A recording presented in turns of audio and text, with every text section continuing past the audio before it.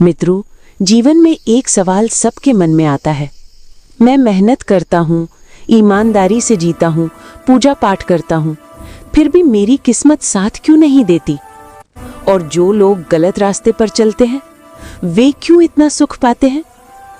आज की कहानी आपके इस भ्रम को तोड़ेगी और सच बताएगी कि भगवान देर जरूर करते हैं, पर अंधेर कभी नहीं।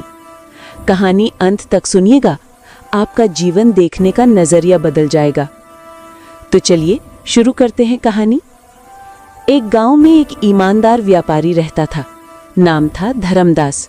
सच्चा, सात्विक, दानवीर। लेकिन उसका जीवन दुखों से भरा था। कभी व्यापार में घाटा, कभी बीमारी, कभी परिवार में समस्या। उसी गांव में एक और व्यक्ति रहता था, रघु, जो बहुत धूर्त था। लोगों को धोखा देता, झूठ बोलता, बेईमान था। लेकिन उसके पास धन, सुख, यश सब था।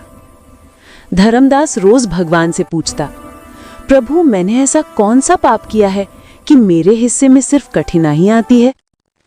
एक दिन दोनों एक तपस्वी साधु के पास पहुंचे। रास्ते में एक अजीब घटना घटी।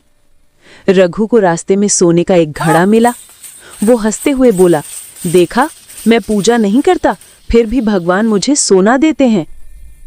और धर्मदास रास्ते में एक पुराना सूखा कुआं देखता है। कुआं भारी पत्थर से ढका होता है। जैसे ही वो पत्थर हटाता है, अंदर से धूल उड़कर उसकी आंख में चली जाती है। वो दर्द से चिल्लाता है, हे भगवान, मैंने क्या बिगाड़ा आपका? दोनों साधु के पास पहुंचे। धर्मदास ने रोते हुए पूछा, महाराज, ये कैसा न्याय है? साधु मुस्कुराए और बोले, बेटा, भगवान का न्याय दिखाई नहीं देता, महसूस होता है। जो सोने का घड़ा रघु को मिला है, उसके भाग्य में आज राजा बनना लिखा था, लेकिन उसके पापों ने उसके अच्छे कर्म जला दिए।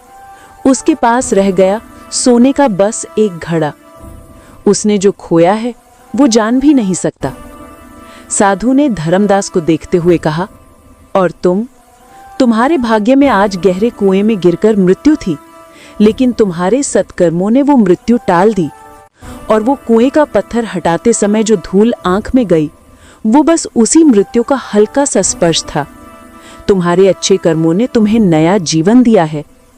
धर्मदास की आंखों से आंसू बह निकले। उसे समझ आ गया, भगवान कभी अन्याय नहीं करते। हमारे कर्म ही हमारे सुख दुख के बीज हैं। मित्रों, जीवन में हमेशा याद रखें, धर्म की जीत हमेशा होती है, भले ही समय लगे। हमारे कर्म ही हमारी बंदूक हैं। जो अच्छे कर्म करेंगे उन्हें अच्छा फल मिलेगा, और जो बुरे कर्म करेंगे उन्हें उसका दंड भी मिलेगा। मित्रों, कृष्ण ने भगवद गीता में कहा है कि कर्म का फल मिलता ही है, इसीलिए हमेशा अच्छे कर्म करें। और ये कहानी आपको कैसी लगी, कमेंट करके जरूर बताएं, और चैनल को सब्सक्राइब करना ना भूलें। धन्यवाद।